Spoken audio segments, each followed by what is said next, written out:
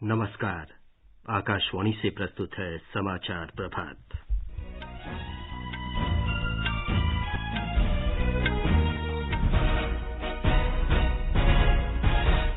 प्रधानमंत्री Narendra Modi corona vaccine विकसित करने में शामिल 3 टीमों के साथ आज बातचीत करेंगे।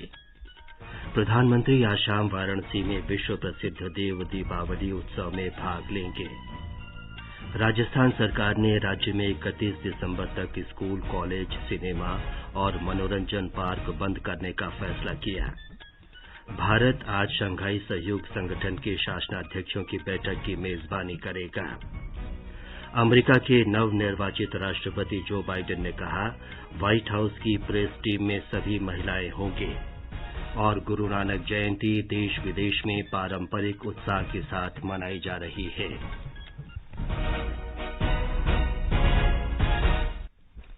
समाचार प्रभात में आनंद श्रीवास्तव के साथ मैं विमलेंदु पांडे। कोविड महामारी के खिलाफ देश एकजुट होकर लड़ रहा है। आप भी हमारे साथ सुरक्षा और बचाव के 3 आसान एहतियाती उपायों का संकल्प लें। मास्क पहनें, 2 गज दूरी है जरूरी, सुरक्षित दूरी बनाए रखें और हाथ और मुंह साफ रखें। अब समाचार विस्तार से। प्रधानमंत्री नरेंद्र मोदी कोविड वैक्सीन बनाने के काम में शामिल 3 टीमों जिनोवा बायोफार्मा, बायोलॉजिकल ई और डॉक्टर रेड्डीज कंपनी के प्रतिनिधियों से आज वीडियो कॉन्फ्रेंस के जरिए बातचीत करेंगे। प्रधानमंत्री कार्यालय के वक्तव्य में ये जानकारी दी गई है। इससे पहले शनिवार को प्रधानमंत्री पुणे में टीका निर्माता company serum institute of India संस्थान गए और कोविड महामारी को देखते हुए नागरिकों के टीकाकरण के लिए भारत के प्रयासों की तैयारियों, चुनौतियों और भविष्य के रोड मैप की जानकारी दी। श्री मोदी अहमदाबाद के जाइडस बायोटेक पार्क और हैदराबाद में भारत बायोटेक संस्थान भी गए और कोविड की दवा की प्रगति के बारे में जानकारी दी। अपने मन की बात कार्यक्रम में कल प्रधानमंत्री ने जल्द से जल्द टीका विकसित करने की आवश्यकता पर जोर दिया और कोरोना वायरस से लड़ने में किसी भी तरह की लापरवाही न बरतने की चेतावनी दी।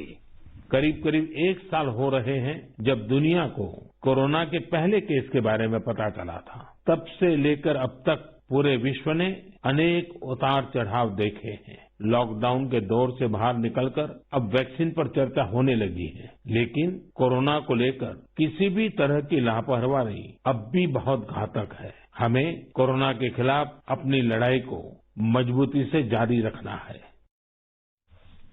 केंद्र सरकार ने देश के कोविड वैक्सीन विकास मिशन कोविड सुरक्षा के लिए तीसरी किस्त के रूप में 9 अरब रुपए के पैकेज की घोषणा की है।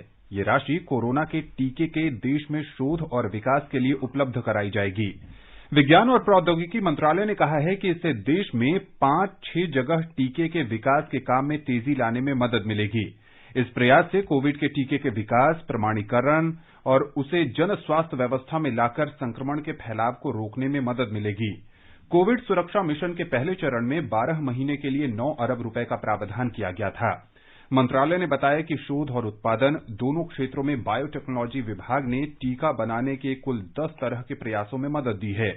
रूसी टीके स्पुतनिक के अलावा 5 टीकों का मानवीय परीक्षण चल रहा है और अन्य 3 टीकों का भी जल्द ही मानवीय परीक्षण शुरू हो जाएगा। प्रधानमंत्री नरेंद्र मोदी ने कहा है कि हाल के कृषि सुधारों ने किसानों के लिए संभावनाओं के नए द्वार खोले हैं। आकाशवाणी से कल मन की बात कार्यक्रम में श्री मोदी ने कहा कि इन सुधारों से किसानों को नए अधिकार मिले हैं, जिससे वे सशक्त और बंधन मुक्त हुए हैं।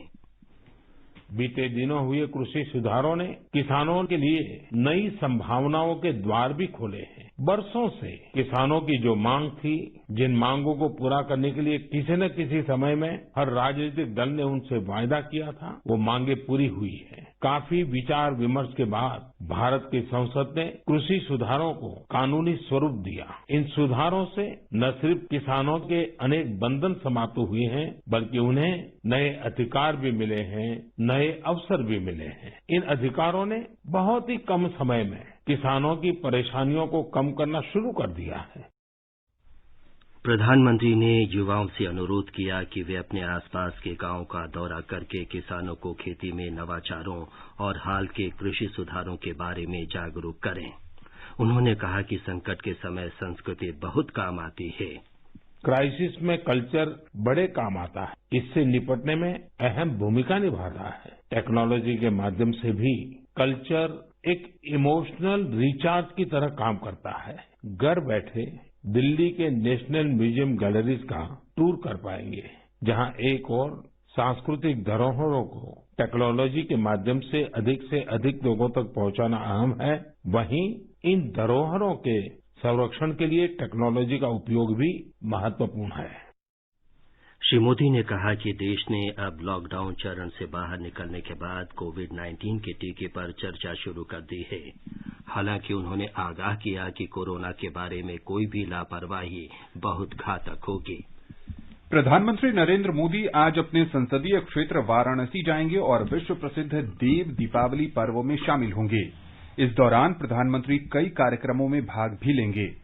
श्री मोदी राष्ट्रीय राजमार्ग 19 के हंडिया प्रयागराज और राजा तालाब वाराणसी के 6 लेन चौड़ीकरण परियोजना को राष्ट्र को समर्पित करेंगे। इस परियोजना में कुल 2,447 करोड़ रुपए की लागत आई है। हमारे संवाददाता ने बताया है कि इससे प्रयागराज और वाराणसी के बीच यात्रा के समय में 1 घंटे की कमी आएगी। ये पहली बार होगा जब प्रधानमंत्री भव्य देव दीपावली उत्सव के साक्षी होंगे। प्रधानमंत्री पवित्र गंगा नदी में भी कुछ समय बिताएंगे और क्रूज पर सवार होकर लेजर शो भी देखेंगे। कार्तिक महीने की पूर्णिमा को मनाया जाने वाला देव दीपावली उत्सव वाराणसी की सांस्कृतिक विरासत का हिस्सा है और इस दिन शाम को गंगा के घाट लाखों दियों की रोशनी से जगमग हो उठते हैं। शाम को वाराणसी के राजघाट पर प्रधानमंत्री के दिया जलाने के साथ ही इस उत्सव की शुरुआत होगी, जिसके बाद गंगा नदी के दोनों किनारों पर 15 लाख से अधिक दीप जलाए जाएंगे। विभिन्न सांस्कृतिक समारोह भी उस समय घाटों पर आयोजित होंगे और प्रधानमंत्री यहां पर एक छोटी जनसभा को भी संबोधित करेंगे। अपनी यात्रा के दौरान प्रधानमंत्री नरेंद्र मोदी निर्माणाधीन काशी विश्वनाथ मंदिर गलियारा परियोजना की प्रगति की समीक्षा करने के लिए मंदिर जाएंगे। वो सारनाथ के पुरातात्विक स्थल पर लाइट एंड साउंड शो भी देखेंगे, जिसका उद्घाटन उन्होंने ही इसी महीने की शुरुआत में किया था। सुशील चंद्र तिवारी, आकाशवाणी समाचार, वाराणसी। देश में कोविड से स्वस्थ होने की दर 93.68% हो गई है। स्वस्थ लोगों का आंकड़ा 88,02,267 पर पहुंच गया है। संक्रमण के 41,810 नए मरीज सामने आने के बाद संक्रमित लोगों की संख्या 93,92,920 हो गई है। स्वास्थ्य मंत्रालय ने बताया है कि 496 लोगों की मृत्यु के बाद मृतकों की कुल संख्या 1,36,696 हो गई। देश में प्रति 10 लाख की आबादी पर कोविड जांच की संख्या 1 लाख के आंकड़े को पार कर गई है। भारतीय आयुर्विज्ञान अनुसंधान परिषद के अनुसार अभी तक 13 करोड़ 82 लाख से अधिक जांच की जा चुकी है। दिल्ली में कोरोना के 4,906 नए रोगियों की पुष्टि हुई है। इसके साथ ही संक्रमित लोगों की संख्या बढ़कर 5,66,000 से अधिक हो गई है। दिल्ली सरकार ने कहा है कि 5,22,000 से अधिक लोग इस बीमारी से स्वस्थ हो चुके हैं। कल 6,325 लोग स्वस्थ हुए, 68 लोगों के मरने की पुष्टि हुई है। दिल्ली में मरने वालों की संख्या बढ़कर 9,066 हो गई है। राजस्थान सरकार ने कहा है कि राज्य के सभी कॉलेज, सिनेमा हॉल, मनोरंजन पार्क 31 दिसंबर तक बंद रहेंगे। ये निर्णय राज्य में कोविड के बढ़ते मामलों के मद्देनजर लिया गया है। कल कोरोना से 18 लोगों की मौत की पुष्टि के साथ राज्य में मरने वालों की संख्या 2,292 हो गई। इस दौरान 2,518 नए रोगियों की पुष्टि भी हुई है।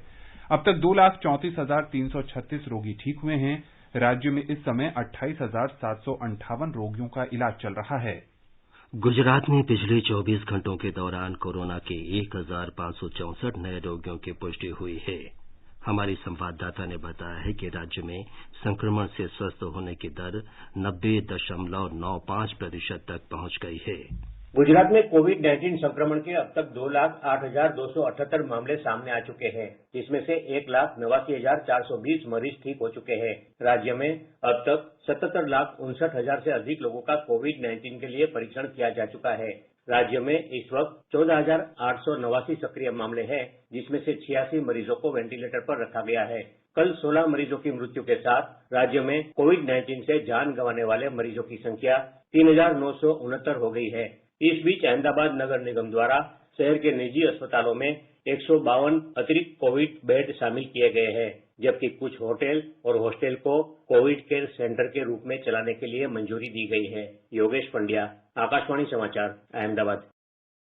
उच्चतम न्यायालय ने कोविड महामारी के दौरान बच्चों के मानसिक स्वास्थ्य की देखभाल के लिए मध्य प्रदेश सरकार के प्रयासों की सराहना की है। न्यायमूर्ति रविन्द्र भट्ट ने राज्य में कोरोना महामारी के दौरान प्रत्येक बच्चे के लिए व्यक्तिगत कार्य योजना बनाकर उनके मानसिक स्वास्थ्य की देखभाल करने और रचनात्मकता बढ़ाने के लिए प्रशिक्षित परामर्शदाताओं के प्रयासों की प्रशंसा की। मध्य प्रदेश में बच्चों को परामर्श प्रदान करने के लिए राज्य स्तर पर 106 मनोसामाजिक परामर्शदाताओं का पूल तैयार किया गया है। मनोसामाजिक परामर्शदाताओं ने बच्चों के मानसिक स्वास्थ्य से जुड़े मुद्दों पर 3,921 व्यक्तिगत सत्रों का आयोजन किया। इस दौरान बच्चों व उनके परिवारों के साथ 14,029 सामूहिक परामर्श सत्र भी आयोजित किए गए। इस बीच मध्य प्रदेश में 24 घंटों में कुल 1,514 नए मामले सामने आने के बाद राज्य में कोविड-19 मामलों की संख्या 2 लाख से अधिक हो गई है। हालांकि इनमें से अब तक 1,86,000 से ज्यादा लोग स्वस्थ हो चुके हैं। संजीव शर्मा, आकाशवाणी समाचार, भोपाल। तमिलनाडु में इस समय कोविड के सक्रिय मरीजों की संख्या 11,052 है। पूरे राज्य में कल 1,459 लोगों में कोरोना संक्रमण की पुष्टि हुई। राज्य सरकार ने कहा है कि वैक्सीन तैयार होते ही ये सभी लोगों को दी जाएगी। एक रिपोर्ट। राज्य के स्वास्थ्य मंत्री डॉक्टर सी विजयभास्कर ने चेन्नई में राजीव गांधी राजकीय अस्पताल में विशेष रूप से कोविड से संक्रमित रोगियों के लिए 120 बिस्तरों वाले वार्ड का उद्घाटन किया। यह वार्ड आधुनिक सुविधाओं से लैस है। इस अवसर पर उन्होंने कहा कि वैक्सीन तैयार होने पर सभी लोगों को यह मुफ्त में दी जाएगी। उन्होंने कहा कि वैक्सीन की वितरण के लिए कोल्ड चेन नेटवर्क सहित सभी तैयारियां की जा रही हैं ताकि मंजूरी मिलने पर कम समय में ही लोगों के लिए यह उपलब्ध हो सके। जय सिंह, आकाशवाणी समाचार, चेन्नई। सरकार ने कहा है कि भारत में प्रति 10 लाख आबादी पर कोविड से होने वाली मौतों विश्व में सबसे कम देशों में से एक है। स्वास्थ्य मंत्रालय ने एक ट्वीट में बताया कि मृत्यु दर में कमी सरकार के प्रयासों का नतीजा है।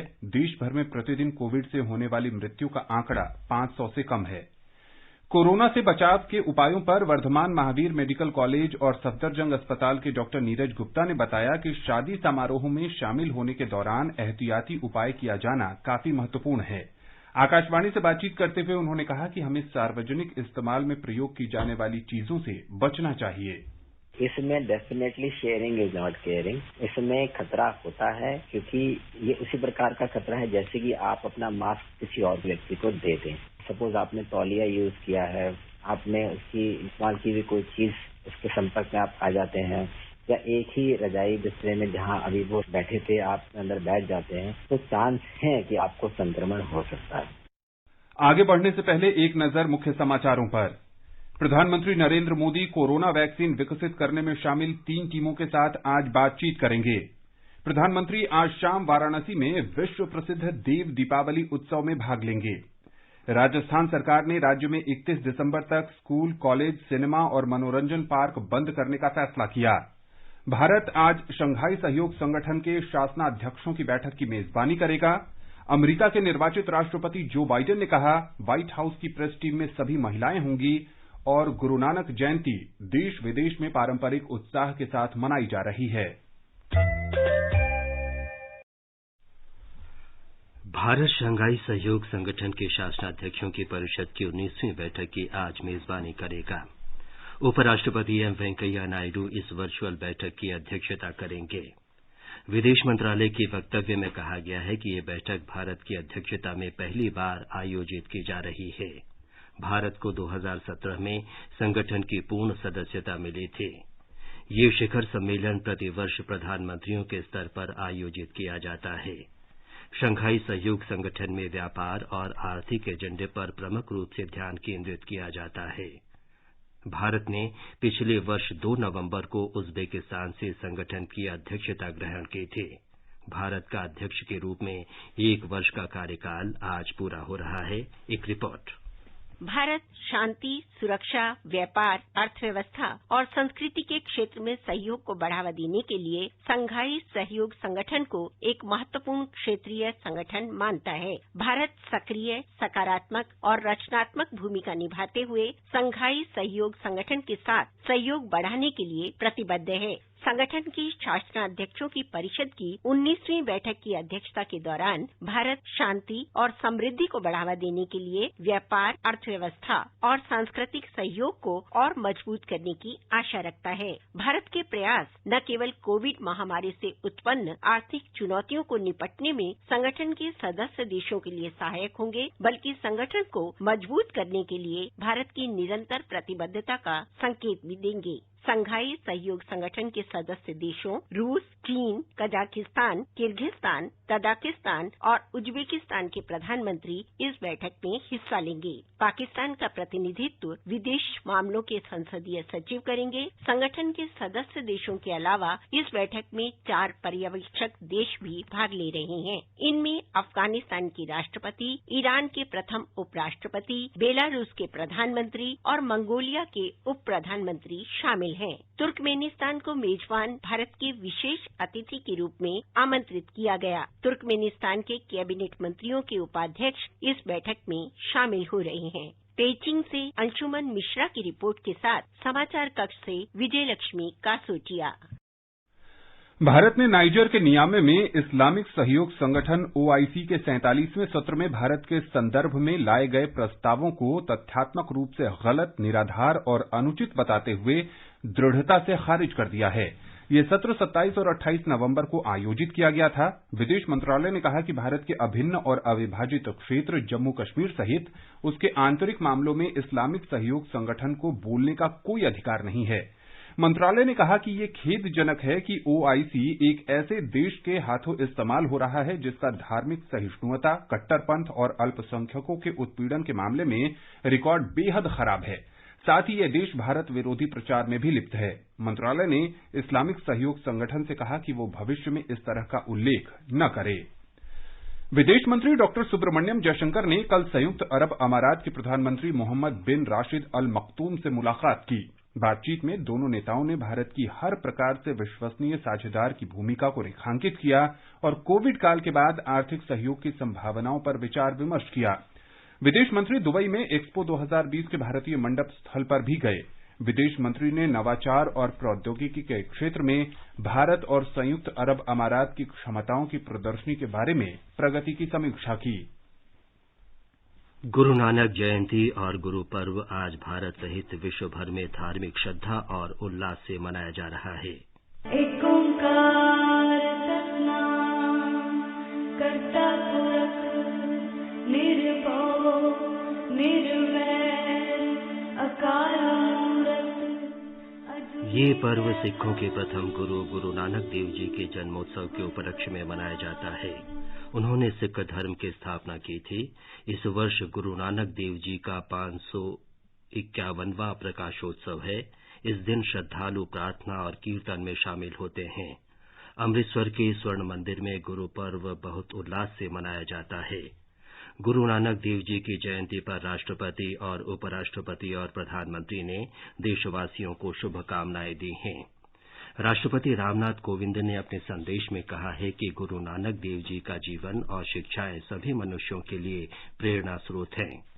राष्ट्रपति ने कहा कि गुरु नानक देव ने अपने अनुयायियों को एक ओंकार का मूल मंत्र दिया और जाति, पंथ और लिंग के आधार पर बिना भेदभाव किए सभी मनुष्यों के साथ समान व्यवहार करने पर बल दिया। उपराष्ट्रपति एम वेंकैया नायडू ने कहा कि सिख धर्म के संस्थापक गुरु नानक देव जी अपने आदर्श जीवन के माध्यम से सच्चाई, करुणा और नेकी के प्रतीक रहे हैं। प्रधानमंत्री नरेंद्र मोदी ने कहा कि वे गुरु नानक देव जी के लोक हितकारी विचारों से गहन रूप से प्रभावित हैं। उन्होंने कहा कि विश्व भर में गुरु नानक देव जी का प्रभाव देखा जा सकता है। ये गुरु नानक देव जी ही थे जिन्होंने लंगर की परंपरा शुरू की थी और हमने देखा कि दुनिया भर में सिख समुदाय ने किस प्रकार कोरोना के इस समय में लोगों को खाना खिलाने की अपनी परंपरा को जारी रखा है। मानवता की सेवा की ये परंपरा हम सभी के लिए निरंतर प्रेरणा का काम करती है। मेरी कामना है हम सभी सेवक की तरह काम करते रहें। गुरु नानक जयंती पर मेरी बहुत बहुत शुभकामनाएं। केंद्र शासित प्रदेश जम्मू कश्मीर के उपराज्यपाल मनोज सिन्हा ने सिख पंथ के संस्थापक श्री गुरु नानक देव जी के प्रकाश पर्व के पावन अवसर पर वहां के लोगों को हार्दिक बधाई दी है। अपने संदेश में उपराज्यपाल ने कहा है कि गुरु नानक देव जी के मन की पवित्रता, ईमानदार जीवन और निस्वार्थ सेवा के सिद्धांत भेदभाव रहित समाज को स्थापित करने का आधार हैं। जम्मू कश्मीर में राज्य पुलिस और Bombay stock exchange institute limited के बीच एक समझौता हुआ है, जिसके अंतर्गत ये संस्थान पुलिस सेवा में काम कर रहे और सेवा के दौरान शहीद हुए जवानों के बच्चों को कौशल विकास प्रशिक्षण उपलब्ध कराएगा। पुलिस महानिदेशक दिलबाग सिंह और पुलिस बॉयज वेलफेयर एसोसिएशन के अध्यक्ष डॉ रुबिंदर कौर की उपस्थिति में समझौते पर हस्ताक्षर हुए। छत्तीसगढ़ में कल से न्यूनतम समर्थन मूल्य पर धान की खरीद आरंभ होगी। ये अगले वर्ष 31 जनवरी तक जारी रहेगी। धान खरीद के लिए सभी आवश्यक तैयारियां पूरी कर ली गई हैं। हमारे संवाददाता की ये रिपोर्ट। छत्तीसगढ़ को धान का कटोरा भी कहा जाता है। इस साल यहाँ समर्थन मूल्य पर धान बेचने के लिए 21 लाख से अधिक किसानों ने अपना पंजीयन कराया है। इन किसानों ने लगभग 28 लाख हेक्टेयर में धान की फसल उगाई है। पिछले साल सरकार ने 18 लाख से अधिक किसानों से समर्थन मूल्य पर करीब 84 लाख मीट्रिक टन धान की खरीदी की थी। धान खरीदी सही तरीके से हो और किसानों को किसी तरह की परेशानी न हो, इसके लिए राज्य स्तर पर अधिकारियों का एक दल भी गठित किया गया है, जो खरीदी केंद्रों में जाकर समय समय पर निरीक्षण करेगा। इसके अलावा सीमावर्ती राज्यों से कोई व्यक्ति अवैध रूप से लाकर छत्तीसगढ़ में धान न बेच पाए, इसके लिए भी सरकार ने सीमावर्ती जिलों में निगरानी रखने के लिए कड़े प्रबंध किए हैं। विकल्प शुक्ला, आकाशवाणी समाचार, रायपुर। हल्दी की घरेलू और निर्यात मांग लगातार बढ़ रही है, क्योंकि इसे रोग प्रतिरोधक क्षमता बढ़ाने वाले उत्पाद के रूप में माना जाता है। कोरोना के दौरान देश और विदेशों में औषधीय गुणों के कारण हल्दी की मांग बहुत बढ़ गई है। महाराष्ट्र हल्दी की खेती का प्रमुख केंद्र है। यहाँ पर बड़ी मात्रा में हल्दी की खेती होती है। इसमें सांगली, हिंगोली, बसमत, नांदेड़ और जलगांव जैसे क्षेत्र शामिल हैं। सांगली बाजार हल्दी की प्रमुख मंडी है। मौजूदा समय में सांगली में हल्दी की 4000 बोरियां प्रतिदिन बिक्री के लिए आती हैं। हर साल हमारे देश से 50 किलोग्राम हल्दी की 7 लाख बोरियां निर्यात की जाती हैं। इस साल कोविड-19 महामारी के कारण 50 किलोग्राम हल्दी की 16 लाख बोरियां दुनिया भर के विभिन्न देशों में निर्यात की गई थीं। रेल मंत्री पीयूष गोयल ने कल उत्तर पश्चिम रेलवे के नए विद्युतीकृत ढींगवारा बांदीकुई खंड का उद्घाटन किया। ढींगवारा स्टेशन पर उन्होंने नए विद्युतीकृत मार्ग पर झंडी दिखाकर पहली ट्रेन को भी रवाना किया। श्री गोयल ने कहा कि इस मार्ग के विद्युतीकरण के बाद रेवाड़ी से अजमेर तक बिजलीकरण का कार्य पूरा हो गया है और अब दिल्ली से अजमेर के लिए जल्दी ही विद्युत चालित रेलगाड़ियों का परिचालन शुरू हो जाएगा। उन्होंने कहा कि इन रेलगाड़ियों के चलने से डीजल रेलगाड़ियां बंद हो जाएंगी, जिससे प्रदूषण खत्म होगा। इससे बाहर से आयातित ईंधन पर निर्भरता कम होगी और राजस्व की बचत होगी। किसानों को बड़ी राहत देते हुए रेल यातायात के माध्यम से पंजाब में 1,14,348 मीट्रिक टन यूरिया की आपूर्ति की गई है। राज्य में कुल यूरिया आपूर्ति को विस्तार से बताते हुए आधिकारिक प्रवक्ता ने कहा कि 13,765 मीट्रिक टन यूरिया की आपूर्ति दोआबा क्षेत्र में, 26,412 मीट्रिक टन माजा क्षेत्र में और 74,171 मीट्रिक टन मलावा क्षेत्र में की गई है। अमेरिका के निर्वाचित राष्ट्रपति जो बाइडेन ने व्हाइट हाउस की प्रेस टीम में सभी महिलाओं को नियुक्त किया है। श्री बाइडेन ने पूर्व राष्ट्रपति बराक ओबामा के कार्यकाल के दौरान विदेश विभाग में प्रवक्ता रही जेन पॉस्की को अपना प्रेस सचिव नियुक्त किया है। सुश्री पॉस्की वर्तमान में श्री बाइडेन और सुश्री कमला हैरिस की टीम के लिए भी कार्य कर रही हैं। सुश्री पॉस्की व्हाइट हाउस में प्रेस निदेशक और पूर्व विदेश मंत्री जॉन केरी के नेतृत्व में विदेश विभाग की प्रवक्ता जैसे कई प्रमुख पदों पर कार्य कर चुकी हैं। और अब एक नजर आज के मौसम पर। राष्ट्रीय राजधानी दिल्ली में आसमान साफ रहेगा। तापमान 9 से 25 डिग्री सेल्सियस के बीच रहने का अनुमान है। मुंबई में आंशिक रूप से बादल छाए रहेंगे और तापमान 22 से 33 डिग्री सेल्सियस के आसपास रहने के आसार हैं। चेन्नई में तापमान 22 से 30 डिग्री सेल्सियस के बीच रहेगा। कोलकाता में आसमान साफ रहेगा। न्यूनतम तापमान 16 डिग्री सेल्सियस दर्ज किया गया और अधिकतम तापमान 28 डिग्री सेल्सियस के बीच रहने की संभावना है। जम्मू में न्यूनतम तापमान 9 डिग्री डिग्री सेल्सियस रहा और अधिकतम तापमान 25 डिग्री के आसपास रह सकता है। श्रीनगर में आसमान साफ रहेगा, लेकिन दोपहर बाद या शाम तक आंशिक रूप से बादल छा सकते हैं। गिलगित में तापमान 0 से 2 डिग्री कम और अधिकतम 16 डिग्री सेल्सियस के बीच रहने का अनुमान है। गुवाहाटी में न्यूनतम तापमान 14 डिग्री जबकि अधिकतम तापमान 27 डिग्री सेल्सियस रहने की संभावना है। समाचार कक्ष से सुषमा शर्मा। ये समाचार हमारी वेबसाइट newsonair.com/hindi पर भी उपलब्ध हैं।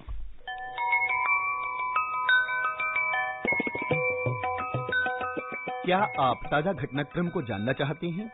सही और सटीक समाचार केवल 10 मिनट में।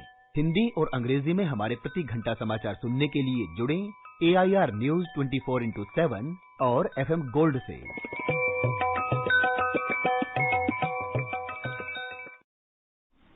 और आनंद, आप बताएं कि आज के समाचार पत्रों की सुर्खियों में क्या खास है? कोरोना संक्रमण पर हिंदुस्तान की विशेष खबर है। होम आइसोलेशन वालों के घर औचक निरीक्षण होगा। 61% मरीज हैं पृथकवास में, 22,000 से अधिक हैं ऐसे मरीज। दैनिक भास्कर का कहना है, दुनिया के जिन देशों में सर्दी शुरू हो चुकी है वहां कोरोना से मौतें तेजी से बढ़ने लगी है, लेकिन भारत में अभी ऐसा देखने को नहीं मिला। 1 नवंबर के बाद से देश में 7.2% कम हुए मरीज और मौत में भी 3.8% की गिरावट। दैनिक जागरण का शीर्षक है, जीएसटी डिफॉल्टर से रिटर्न फाइल कराने की कोशिश हो रही है तेज। राजस्व विभाग के अधिकारी निजी तौर पर संपर्क करने का कर रहे हैं प्रयास। हिंदुस्तान का कहना है, पीएफ से निकासी रिटर्न में दिखानी जरूरी होगी। आयकर नियमों के अनुसार कोरोना संकट में विशेष निकासी का विवरण भी जरूरी। अमर उजाला कहता है, कल से 5 अहम बदलाव। एटीएम के नियम और रसोई गैस के दाम बदलेंगे। 24 घंटे आरटीजीएस और बीमा प्रीमियम घटा सकेंगे। अंत में मुख्य समाचार एक बार फिर। प्रधानमंत्री नरेंद्र मोदी कोरोना वैक्सीन विकसित करने में शामिल 3 टीमों के साथ आज बातचीत करेंगे। प्रधानमंत्री आज शाम वाराणसी में विश्व प्रसिद्ध देव दीपावली उत्सव में भाग लेंगे। राजस्थान सरकार ने राज्य में 31 दिसंबर तक स्कूल, कॉलेज, सिनेमा और मनोरंजन पार्क बंद करने का फैसला किया। भारत आज शंघाई सहयोग संगठन के शासनाध्यक्षों की बैठक की मेजबानी करेगा। अमेरिका के निर्वाचित राष्ट्रपति जो बाइडेन ने कहा, व्हाइट हाउस की प्रेस टीम में सभी महिलाएं होंगी। और गुरु नानक जयंती देश विदेश में पारंपरिक उत्साह के साथ मनाई जा रही है। इसके साथ ही समाचार प्रभात का ये अंक समाप्त हुआ। नमस्कार।